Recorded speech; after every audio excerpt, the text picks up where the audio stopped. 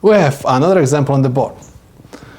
This time we're supposed to find the derivative of the quotient first in order to find the differential of y. So don't forget that the numerator is my u. The denominator is my v. Okay, I have to use the formula for quotient first. So u is equal x minus 2. Derivative of u is equal 1. My v is equal x plus 2. Derivative of v is equal 1. Now I can apply the rule for the derivative of the quotient.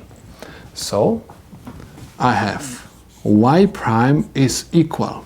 In the denominator I have v squared. This is my v. So I have x plus 2 to the second power. In the numerator I have v. v is x plus 2 times the derivative of u. Derivative of u is equal 1 minus u. u is x minus 2.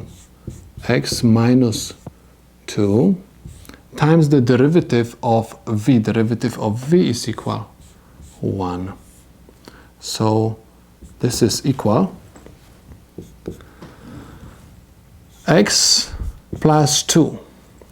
Negative at the front of the parenthesis is going to change every single sign inside of the parenthesis. I'm going to have negative x plus 2 over x plus 2 to the second power. This is equal. X and negative x are going to subtract each other, and 2 plus 2 is equal 4. So I have 4 over x plus 2 to the second power.